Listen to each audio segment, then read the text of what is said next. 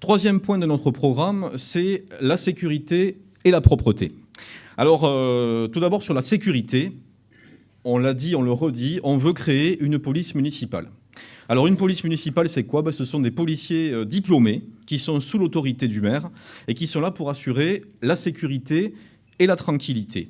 Ils ne sont pas là pour mettre des PV aux automobilistes. Ils sont vraiment là pour faire de l'îlotage et pour renforcer le travail du commissariat et de la police nationale. Alors dès qu'on a dit ça, évidemment, nos concurrents là ont sorti les arguments. Alors j'ai lu que selon eux, la police municipale coûterait 250 000 € par an aux contribuables mazamétains.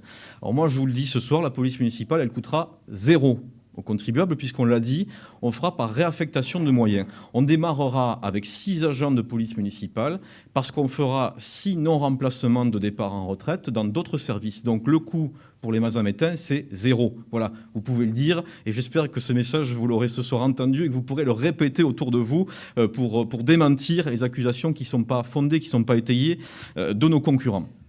Et puis alors quand ils ont dit ça, nos concurrents, ils ont ensuite écrit que selon eux, la preuve de l'efficacité d'une police municipale n'était pas avérée dans une zone de police nationale.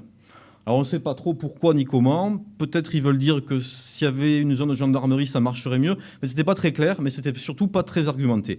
Et puis alors là, parce qu'il faut vraiment agiter les peurs des mazamétains, surtout pour ne rien faire et continuer à ne rien faire, ils nous disent « Mais si vous créez une police municipale, il y aura forcément une baisse des effectifs de la police nationale. » Alors, on a entendu ça, évidemment. Et vous imaginez bien qu'on n'a pas lancé un projet de police municipale au hasard. Donc on est allé demander à quelqu'un qui est policier national. Il s'appelle Didier Martinez. Didier Martinez, il est le patron du principal syndicat de policiers de la police nationale. C'est le premier syndicat au niveau national et c'est aussi le premier syndicat au niveau de la région Midi-Pyrénées. Je peux vous dire que ce n'est pas quelqu'un à qui vous enlevez des policiers dans un commissariat comme ça, parce que quand il négocie, si vous voulez. Et donc j'ai posé quelques questions pour savoir si ce qu'affirmaient nos concurrents par rapport au fait que l'arrivée d'une police municipale pourrait mettre en danger le commissariat de Mazamet était vrai ou pas. Vidéo et réponse en vidéo.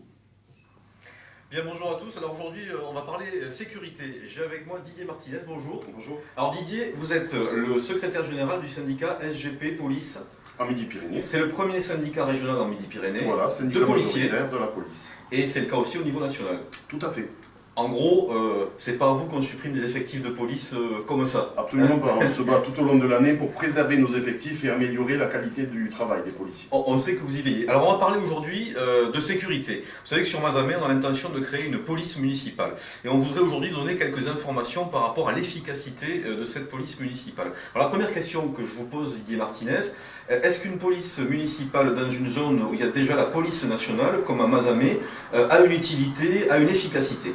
Bien entendu, dès qu'on multiplie les acteurs sécuritaires dans une ville, ça a toujours un intérêt, en particulier pour la police nationale, puisque la complémentarité avec une police municipale ne peut être que profitable et permettre de surveiller tout au long de la journée et de la nuit ce qui se passe et prévenir la police nationale, permettre des interventions et parfois on s'aperçoit qu'il y a beaucoup plus de faits qui sont constatés et élucidés puisque ces deux forces sécuritaires complémentaires fonctionnent parfaitement. Et on a des exemples de villes où ça marche très bien, où les policiers nationaux, les policiers municipaux travaillent ensemble. Absolument. La complémentarité, encore une fois, chacun ayant sa palette d'activités et son champ de compétences, tout le monde sur la voie publique ou en observation par des caméras vidéo, permettent évidemment de constater des faits, d'intervenir rapidement et de mettre hors d'état de nuire tous les malfaisants sur des villes qui, jusqu'ici, étaient parfois un petit peu en augmentation d'insécurité.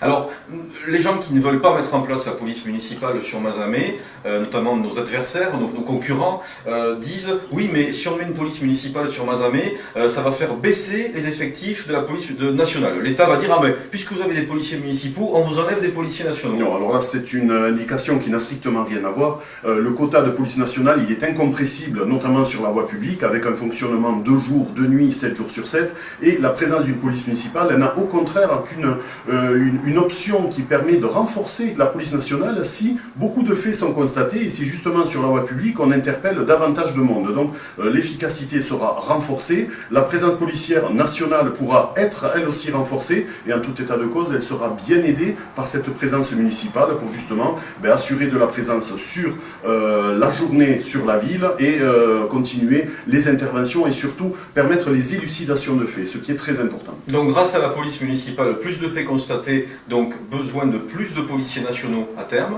Oui. Et d'ailleurs c'est ce qu'a écrit la Cour des comptes, il n'y a pas de rapport entre les polices municipales et les effectifs de la police nationale de chaque ville en fait. C'est exactement la confirmation de ce que vous dites. Pour le nombre, le volume de policiers nationaux, en aucun cas le critère de l'existence ou pas d'une police nationale, municipale entre en jeu, puisque les municipaux sont une force complémentaire et la police nationale, c'est incompressible, l'effectif d'intervention ne peut pas tomber en deçà d'un certain seuil qui est fonctionnel à Mazamet et qui ne tombera pas en dessous. Et l'aspect d'une éventuelle gendarmerie, puisque la question s'est posée, est hors d'état d'être mise en place ici à Mazamet, puisque le volume de la densité de population et de faits constatés nécessite une police nationale complémentaire avec une police municipale. Et dans ces conditions, je pense que dans les mois, les années à venir, on s'apercevra que la mise en complémentarité et en commun des moyens permettra de garantir une meilleure sécurité à la population.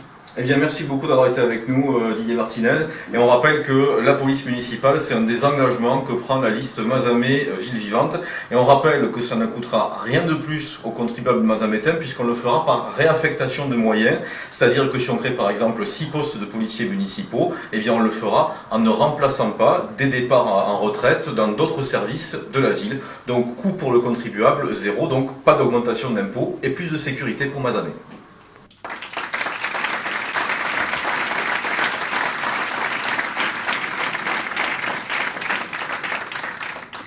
Merci. Alors, petite précision, ça a été filmé avec nos téléphones portables, donc zéro pour le budget de campagne, hein, bien sûr, c'était fait maison. Voilà, mais j'ai toujours du plaisir à interviewer, vous avez vu, hein, ça c'est le métier qui revient. La sécurité, c'est aussi la vidéoprotection. On veut installer sur Mazamet, vous le lirez dans le programme qu'on vous distribuera tout à l'heure, un réseau de 20 caméras de vidéoprotection. Pourquoi 20 caméras ? Ce n'est pas un chiffre, là aussi, qui tombe au hasard. On a observé ce qu'a fait une ville comparable, c'est la ville de Revel. Revel, ils avaient des problèmes comme nous, ils avaient des soucis d'insécurité, d'incivilité, des dégradations sur les bâtiments publics. Et ils ont une équipe municipale, c'est vrai qu'ils ont un maire très dynamique, à tout point de vue, et qui a dit on va prendre le problème à bras-le-corps. Et donc, Revel, ils ont fait 2 tranches de 10 caméras, 20 caméras réparties sur l'ensemble de la ville. Et c'est ce qu'on veut faire pour Mazamet, donc un réseau de 20 caméras, parce qu'à l'échelle de Mazamet, ça nous semble plausible et nécessaire, et tous les quartiers seront concernés. La sécurité, c'est aussi lutter contre les cambriolages.